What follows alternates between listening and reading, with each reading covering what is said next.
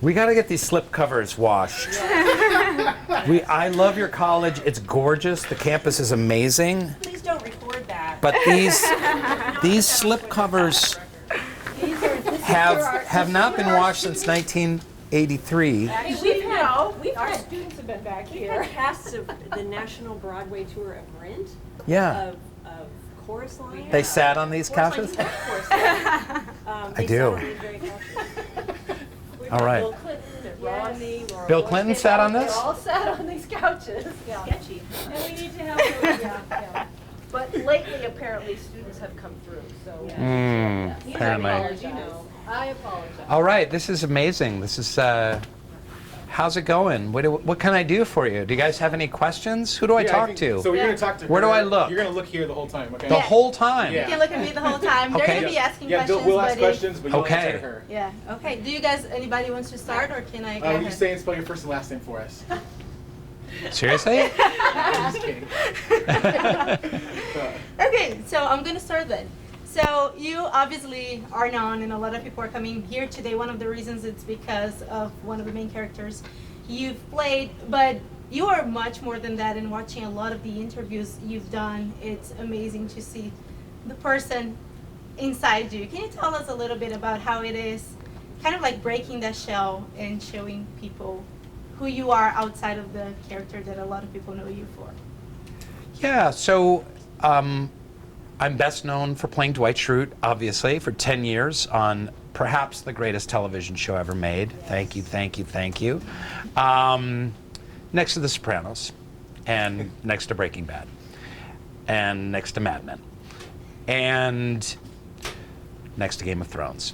But other than that, a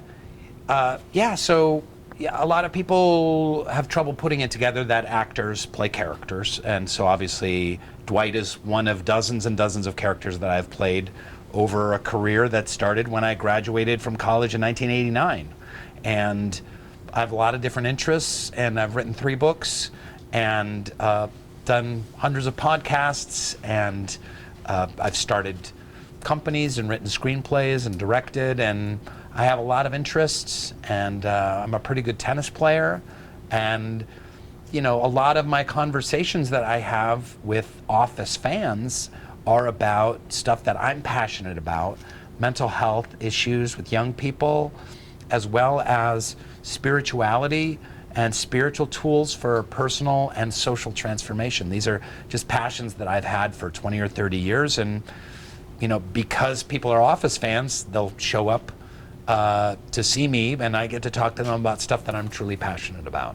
And that's one thing that is pretty amazing. It is the fact that through your art, through your books, through the podcast, you talk about things that might impact people in a different way than what they could be expecting.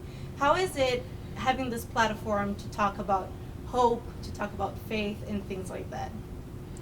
Yeah, it's, again, like I said, it's people are interested in me for Dwight, and that opens doors for me to be able to speak about other stuff that I'm really passionate about, like mental health and spirituality, and that's why I'm here in Pittsburgh? Pittsburgh without the H. Kansas. Pittsburgh, without the H, Kansas, to talk about these things, but also we'll be discussing some Office stuff as well. I have a question. How do you think social media has influenced spirituality? But I address her. Yes. I guess so. Your question. My I'm gonna phone's right pretend. there. I'm gonna visualize you. Yes, please do. Right there. But you're recording on my phone next to you, but it's okay. Social media, and the question is, has social media, how has it affected spirituality? Well, social media is like a tool. It's like a crowbar. You can use it to bash someone's head in, and you can use it very effectively to do whatever a crowbar does. I think it separates pieces of wood, or like a tire iron or something like that. So you can use it for good and for bad. And social media has a lot of negative reverberations and ramifications. They're finding more and more connection to the mental health epidemic with the advent of the smartphones and social media and reduced play in children.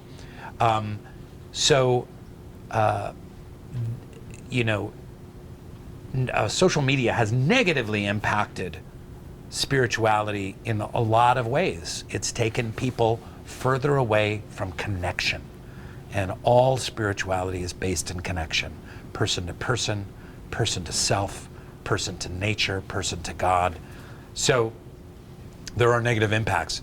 There are some positive ones as well. And it's a fine line. It's a narrow tightrope to walk, which is using social media to connect, to spread knowledge, to inspire, to instill joy. I had a company for many years called Soul Pancake. We made thousands of videos. We had over 1 billion video views, and many of our topics were around connection, joy, mental health, and inspiring videos. So we tried to use that tire iron, that crowbar for good. What do you want people to take away from today? I want people today to take away these couches, and I want them to shampoo them and bring them back. You're about to have a panel with some college students. How much do you enjoy having those discussions with those college students, and just what are you hoping they leave today with? So I love talking to college students. It's my absolute favorite thing to do in the world. I feel like I'm in my mid-50s, to be generous, and but I kind of still feel like I'm like 23, honestly, and I relate to college students, and I'm fortunate because college students tend to love The Office and really respond to Dwight and stuff like that. So, and the things I'm interested in, I feel like a lot of college students can relate to. I'm interested in a lot of,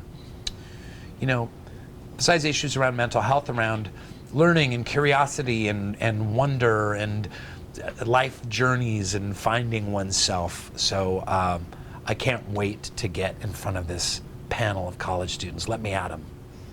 So to bounce off of that, you sound like an incredibly busy person, bouncing around from businesses to acting to screenwriting. Why do you make talking to universities so a big deal? How do you make that a priority? Why, I guess? So, yeah, I'm a pretty busy guy.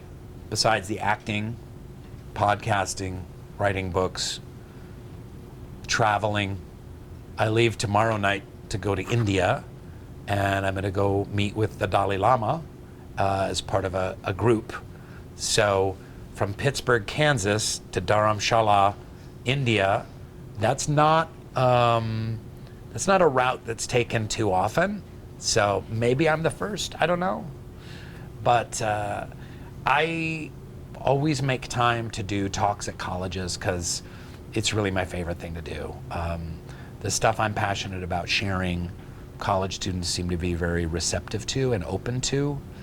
And I think it's important to, get young people kind of thinking maybe on a slightly different level, on a little deeper level, and a little inspiration, a little cajoling, a little laughter along the way. It's one of my favorite activities. So I'm always bouncing around the country to various colleges and universities.